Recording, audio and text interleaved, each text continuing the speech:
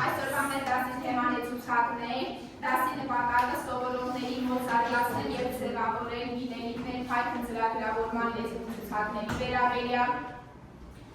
ծանոթացնել աշակերտներին ցուցակների հիմնական գործառույթներին, ուրեմն ցուցակի ստեղծումը, ցուցակի երկարության որոշումը, տարերի ավելացումը, հեռացումը, որոշումը, փոփոխումը եւ այլը, զարգացնել դրամաբանական մտածողություն, համագործակցային աշխատանք եւ վայրենությունների հետ աշխատելու հմտություններ։ Դասի տիպը շրջված դասարան, նյութը նախապես ուղարկվել է աշակերտներին, որպեսզի աշակերտները ծանոթանան նյութին եւ պատրաստ լինեն դասարանում քննարկմանը։ Աշակերտները նյութը բաժանել են երկու մասի, յուրաքանչյուր խումբ պատրաստել է սահիկ, խումբ ներկայացնի իր սահիկը եւ դրանից հետո կանցնեն քննարկմանը։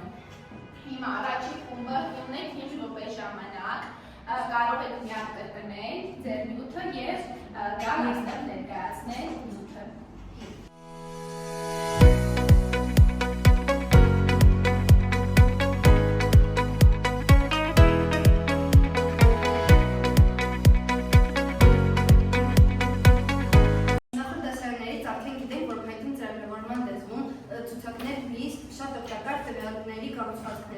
Դրանք թույլ են տալիս պահել տարբեր օբյեկտների և տարբեր կառուցվածքների տվյալները, թվերը, տառերը և նաև ձևերը։ Եկեք վերանայենք որոշակի գործառույթներ, որոնք կարող են օգտակար աշխատելու համար, ցուցակները ստեղծում են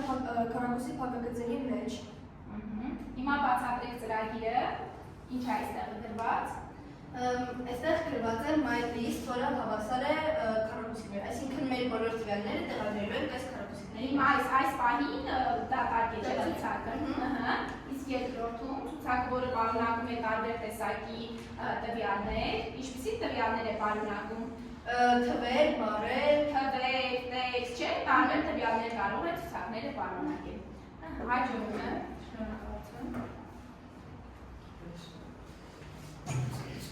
Ցուցակների յուրաքանչյուր տարը ունի հատուկ իր դիրքը, որը ցույց է տալիս, թե որ տեղում է գտնվում այդ տարը։ Տարերը Python-ում սկսվում է 0 դիրքից, այսինքն MyList-ը հավասար է 10, 20, 30, 40, եթե մենք գրենք print MyList 0, արդյունքում դուրս կգա 10, որովհետև այդ տարը սկսում է 0-ից։ 0 դիրքից։ Իսկ